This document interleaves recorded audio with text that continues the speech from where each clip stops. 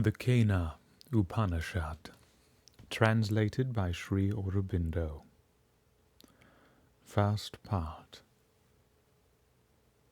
By whom missioned falls the mind, shot to its mark? By whom yoked moves the first life breath forward on its paths? By whom impelled is this word that men speak? What God set eye and ear to their workings?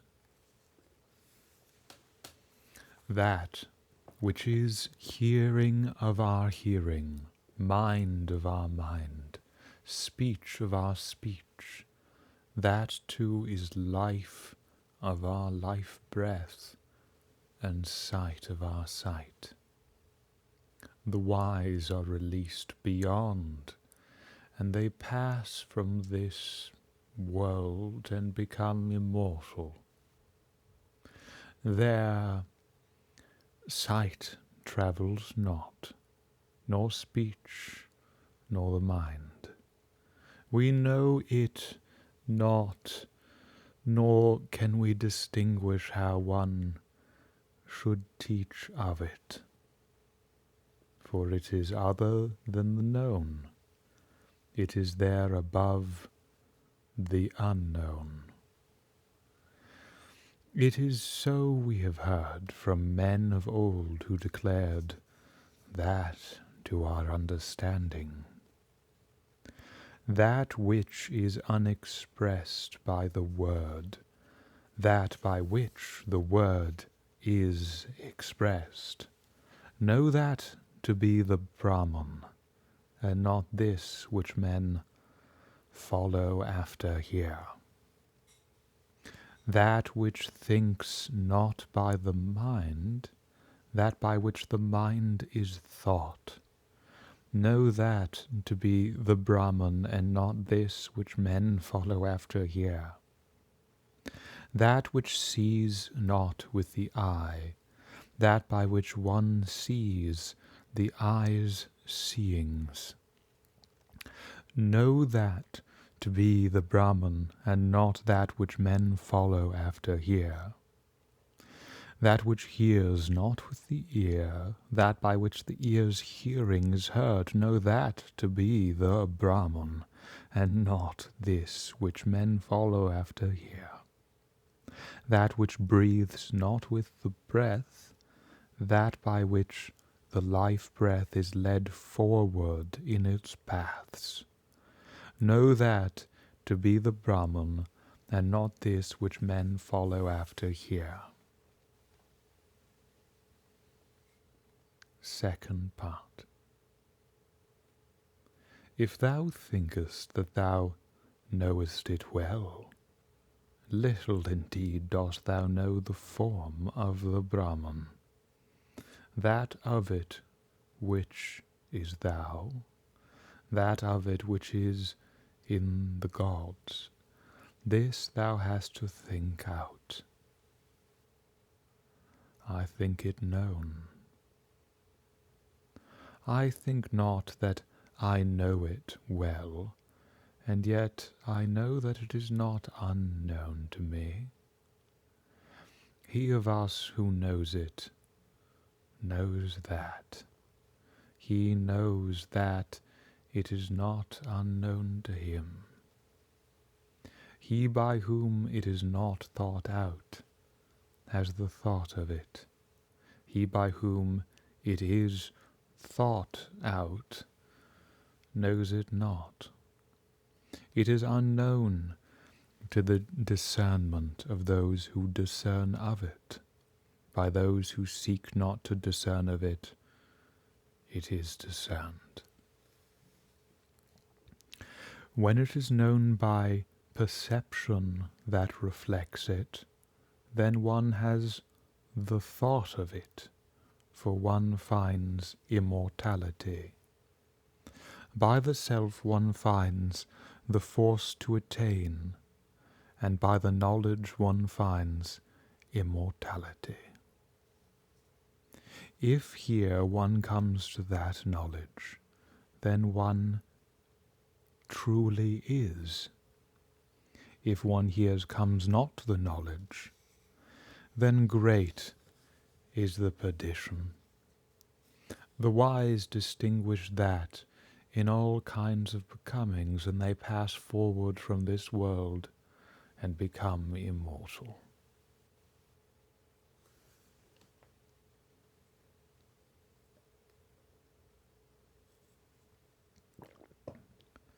Third part. The Eternal conquered for the gods, and in the victory of the Eternal the gods grew to greatness. This is what they saw.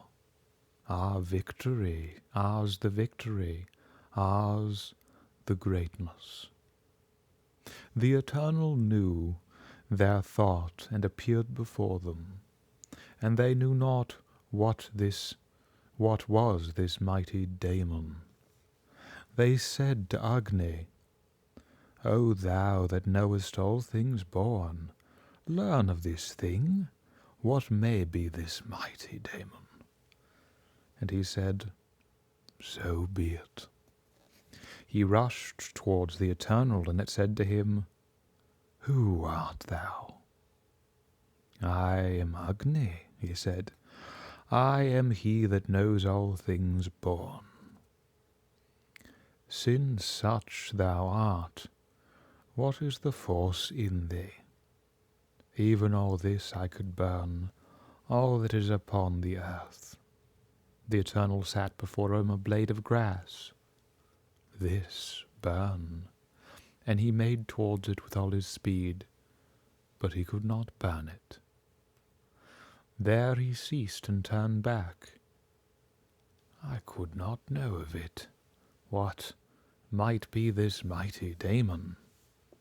So they said to Vayu, O Vayu, this discern, what is this mighty daemon? He said, So be it. He rushed upon that. It said to him, Who art thou? I am Vayu, he said, and I am he that expands in the mother of things. Since such thou art, what is the force in thee? Even all this I can take for myself, all this that is upon the earth. That set before him a blade of grass. This take. He went forwards towards it with all his speed, and he could not take it. Even there he ceased, even thence he returned. I could not discern of that. What is this mighty daemon? Then they said to Indra, Master of plenitudes, get thou the knowledge what is this mighty daemon. He said, So be it. He rushed upon that vanished from before him. He in the same ether came upon the woman, even upon her who shines out in many forms. Uma of the snowy summits. To her he said, What was this mighty daemon? She said to him, It is the Eternal. Of the Eternal is this victory in which ye shall grow to greatness. Then alone he came to know that this was the Brahman. Therefore are these gods, as it were, beyond all the other gods, even Agni, Vayu, and Indra, because they came nearest to the touch of that. Therefore is Indra, as it were, beyond all the other gods, because he came nearest to the touch of that, because he first knew that it was the Brahman. Now this is the indication of that. As is this flash of the lightning upon us, or as is this falling of the eyelid, so in that which is of the gods. Then in that which is of the self, as the motion of this mind seems to attain to that, and by it afterwards the will and the thought continually remembers it. The name of that is that delight. As that delight one should follow after it. He who so knows that, towards him verily all existences yearn. Thou hast said, speak to me, Upanishad. Spoken to thee is Upanishad. Of the eternal verily is the Upanishad that we have spoken. Of this knowledge, austerity and self-conquest and works are the foundation. The Vedas are all its limbs. Truth is its dwelling place. He who knows this knowledge smites evil away from him, and in that vaster world and infinite heaven finds his foundation. He finds his foundation.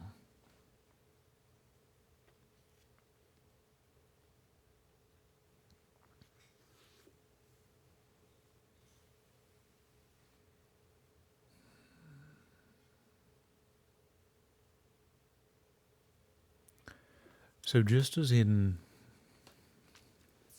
the hymns of Bharadwaj, the transcendent and immanent nature becomes to itself the eye of intuition, so the foundation of all recognition, of all integration, of all fulfilled expression, can only recognize, can only unresistedly express itself to the foundation of that which is the supernal and essential, uncaused and comprehending condition of truth and nature of margin.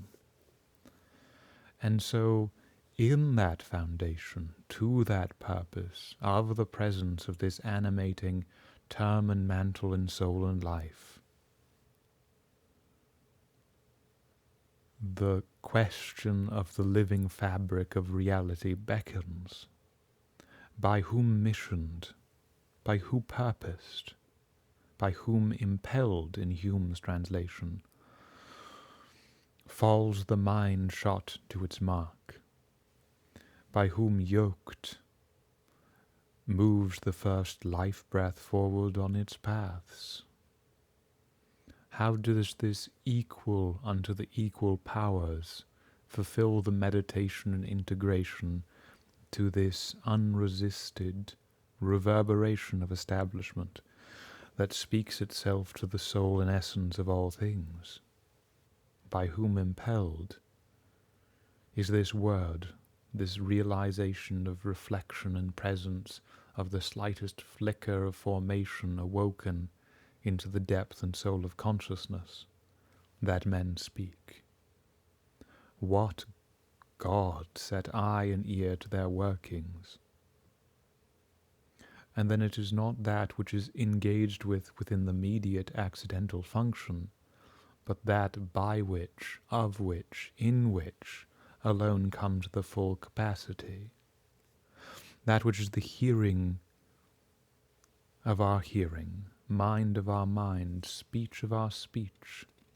That too is all life of our life breath, and sight of our sight.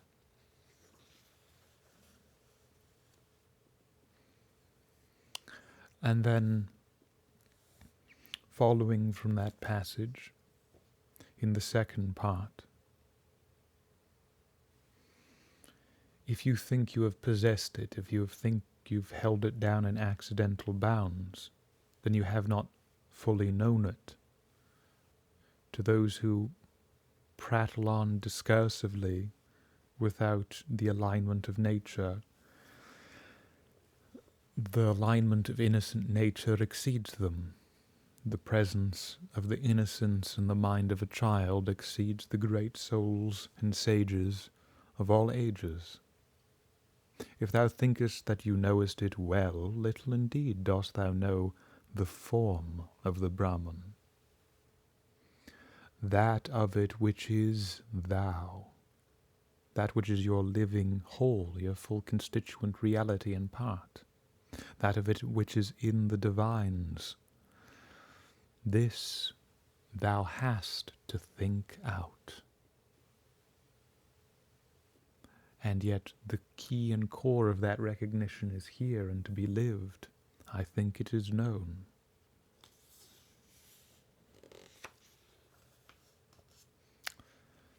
And then, as in the Vedas, where all other things came to the culminating, recollecting source and soul that became the competent presence of all margin, so all these different faces of the operations of the divine gain their power in this presence which all their operation can hardly touch. So in the Isha, it moving not outpaces the infinite rapid movements of all. The full interaction, even unto its divine capacity, at the summit of its nature, exists in the recognition. And that is here told in parable.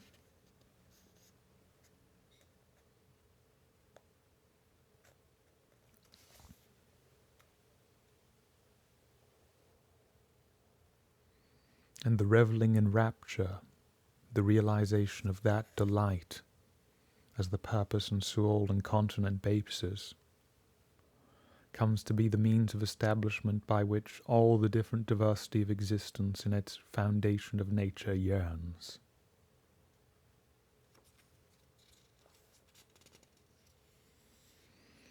And the fulfillment in relation to this is of knowledge, austerity, self-conquest, and the fulfilled expression of all inspired revelation are in this dwelling of the utmost truth established. So, in the words of Aurobindo too, in one of his introductory essays, we find the same thought space elaborated and explored, reasoned out and told in conditions of meditative passage, in a way that has left a pregnant legacy that is always to be reawoken and reinvigorated to the meaning of its presence throughout the course of humankind's existence.